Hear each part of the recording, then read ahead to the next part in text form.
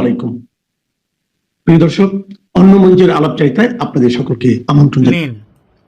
আজকে আমাদের আলোচনার বিষয় হলো যে ভারতের অল পার্টি মিটিংয়ের দিকে বাংলাদেশের এত নজর কেন।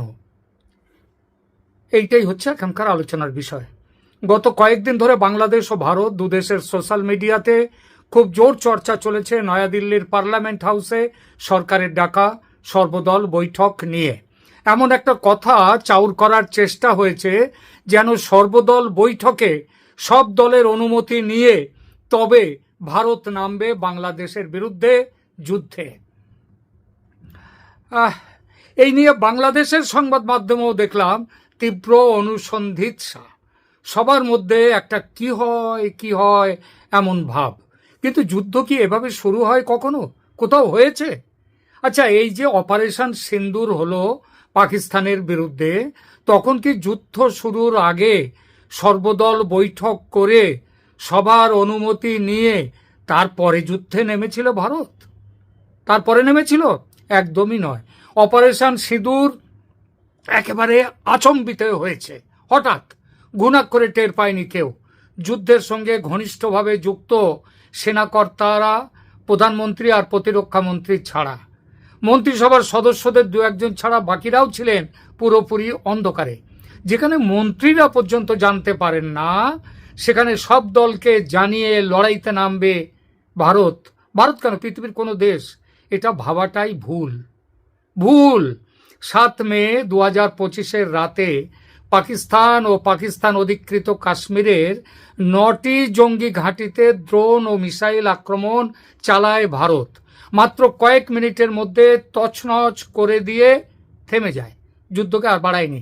খবরে প্রকাশ, পাকিস্তানের প্রধানমন্ত্রী শেহবাজ শরীফ তখন সুইমিং পুলে, মানে ওই রাত্রে তিনি সাঁতার কাটছিলেন। সেখানে ফোনে খবর আসে তার কাছে যে ভারত আক্রমণ করেছে। এতেই বোঝা যায় কতটা গোপনীয়তার সঙ্গে এগিয়েছিল ভারত। যদি অল পার্টি মিটিং করে যুদ্ধে যাত্রা করত ভারত, তাহলে কি পাকিস্তানকে এমন প্রস্তুতিবিহীন অবস্থায় পাওয়া যেত? এমন নিশ্চিন্তে হামলা করতে পারত ভারত? পারত না। কারণ ভারতে, এবং বিশেষ করে ভারতের রাজনৈতিক দলগুলোর সবাই যে ধোয়া তুলসী পাতা তা তো নয়। নরেন্দ্র মোদী এবং তার দলের বিরোধিতা করতে গিয়ে অনেকের মধ্যে আবার পাকিস্তান প্রেমও জেগে উঠতে দেখা গেছে। বলা হচ্ছে পাকিস্তানের মানুষ তো আমাদের বন্ধু, তারা তো শত্রু নয়। তাহলে এই যে ভারতের মানুষদেরকে পহেলগাঁওয়ে হত্যা করা হলো, তার ধর্ম দেখে, তার সুন্নত হয়েছে কিনা দেখে, এটা কেন? এটা অতীতে বহুবার দেখা গেছে। এইভাবে ভারতীয়দের একটা শ্রেণীর মধ্যে পাকিস্তানের প্রতি প্রেম বহুবার দেখা গেছে, এখনো দেখা যাচ্ছে এবং ভবিষ্যতেও দেখা যাবে। কারণ রাজনীতি এমনই জিনিস। সুতরাং অল পার্টি মিটিংয়ের আগে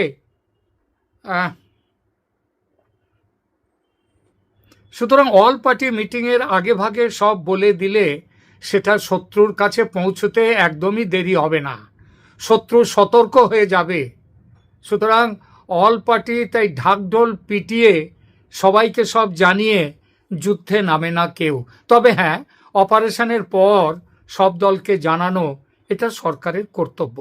এটা গণতন্ত্রের শর্তও বটে। 7 মের রাতে অপারেশন সিঁদুর চালাবার পর 8 মে তারিখে অল পার্টি মিটিং ডেকে সব কিছু জানিয়েছিলেন সরকারের প্রতিরক্ষা মন্ত্রী রাজনাথ সিং। এরপর পাকিস্তান পাল্টা আক্রমণ করলে ভারত তার জবাবও দেয়, এবং সেজন্য কোনো সর্বদল বৈঠকের দরকারও পড়েনি।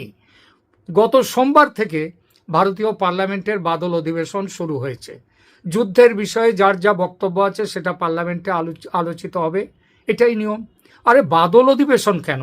বাজেট অধিবেশন, শীতকালীন অধিবেশন ইত্যাদি সমস্ত অধিবেশন শুরু হওয়ার আগে সমস্ত দলের নেতাদের নিয়ে সরকারপক্ষ আলোচনায় বসে অধিবেশনের আলোচ্য বিষয় ঠিক করতে, যাতে সুষ্ঠুভাবে অধিবেশন চলে সে ব্যাপারে মতের আদান প্রদান করতে। এটা সাধারণ রেওয়াজ। এবারও সেই একই কারণে সরকার গত রবিবার ডেকেছিল সর্বদল বৈঠক।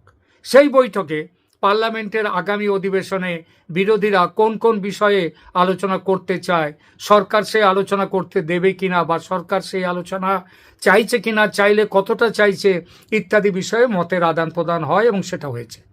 এমন কিছু বিষয়ের আলোচনাও সেখানে হয়েছে যেগুলো সাধারণভাবে অন্য দেশের ব্যাপার, কিন্তু ভারতের স্বার্থ সেখানে জড়িত। সেসব বিষয় যেমন পার্লামেন্টে ওঠে তেমনভাবেই ওঠে সর্বদলীয় বৈঠকে, এটা হয়েই থাকে। যেমন ইতিপূর্বে চীন ভারতের জমি দখল করেছে, এই নিয়ে কংগ্রেস বহুবার সরব হয়েছে পার্লামেন্টে। একই সঙ্গে এই আলোচনা হয়েছে প্রাক অধিবেশন যে সর্বদলীয় বৈঠক হয় সেখানেও। বাংলাদেশে, তারপর বাংলাদেশের কথাটা ধরুন, বাংলাদেশে হিন্দুদের ওপর আক্রমণ, জঙ্গিবাদের উত্থান, এসব নিয়েও আলোচনা হয়েছে ভারতের সংসদে। বলা হয়েছে বাংলাদেশে হিন্দুদের ওপর অত্যাচার করা হচ্ছে, হিন্দু মন্দির ভাঙা হচ্ছে, এর জন্য বাংলাদেশের সাথে সরকারের সাথে যোগাযোগ করতে, তাদের কাছ থেকে তা বন্ধ করার জন্য বলতে।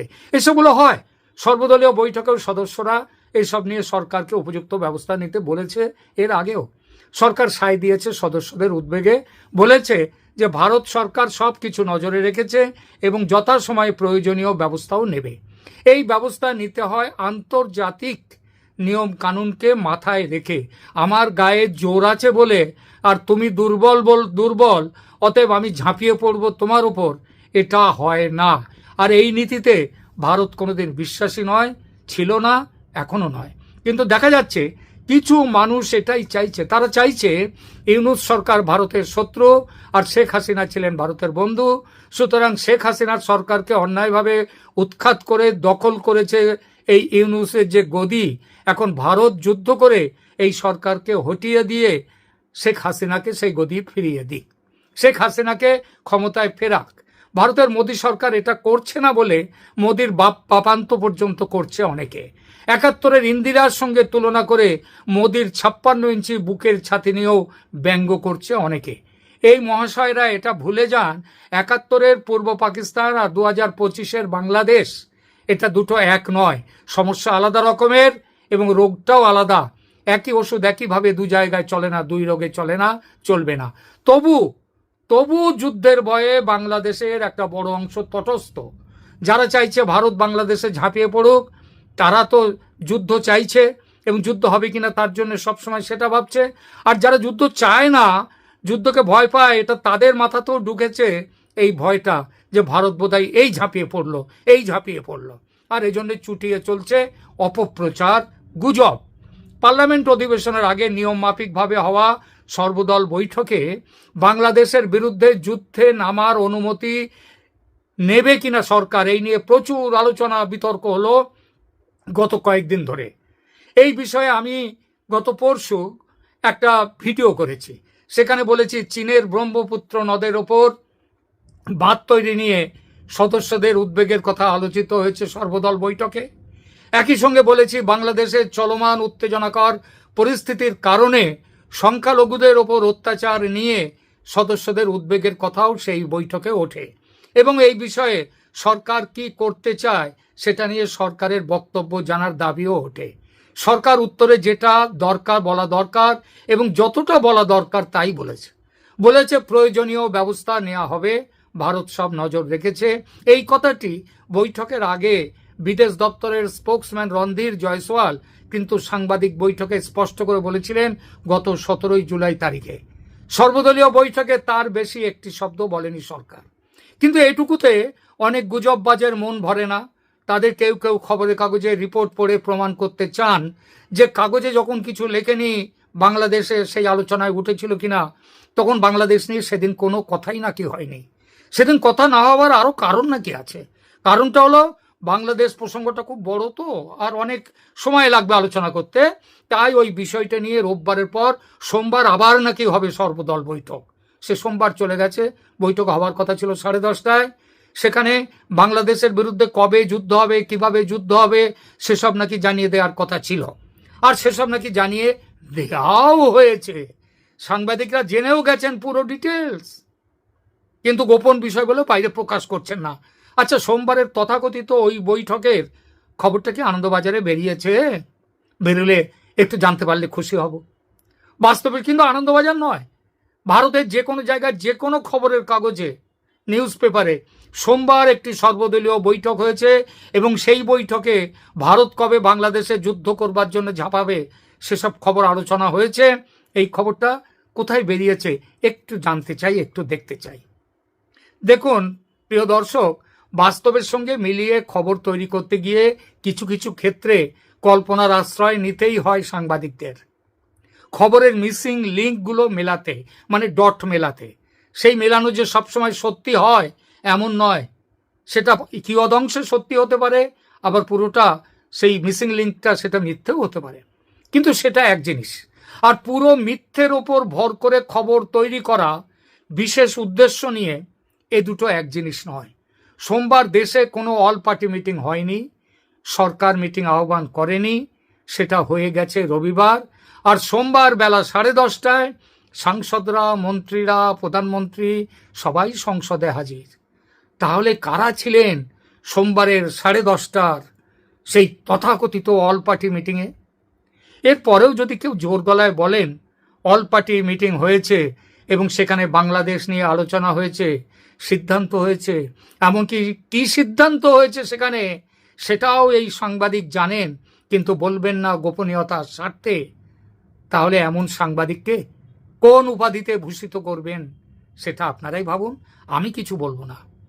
বাংলাদেশ নিয়ে আমি ব্যক্তিগতভাবে খুবই চিন্তিত ও আলোড়িত। এর আগে আমার অনেক ভিডিওতে আমি বলেছি কেন আমি চিন্তিত, কেন আমি আলোড়িত। কারণ আমার শিকড় ছিল সে দেশে, ছিল, এখন নেই। আমার চেয়ে এবং আমার মতো সোশ্যাল মিডিয়া ইনফ্লুয়েন্সারদের থেকে অনেক বেশি চিন্তিত বাংলাদেশের মানুষ।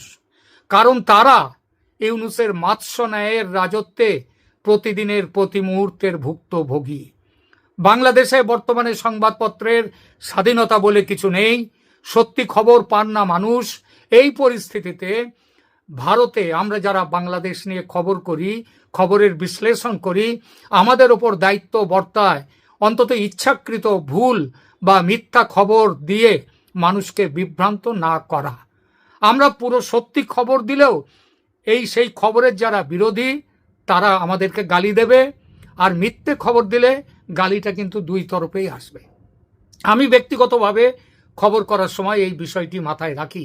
ব্রেকিং নিউজ করার লোভে ফেকিং নিউজ, অনেকে যেটাকে ফাকিং নিউজও পর্যন্ত বলে, সেগুলো কিন্তু আমি বানাই না। তবে সোশ্যাল মিডিয়ার ইনফ্লুয়েন্সার যখন আমিও একজন, তখন নিজের রাজনৈতিক পছন্দ অপছন্দ মাথায় রাখতেই হয় এবং সেই অনুযায়ী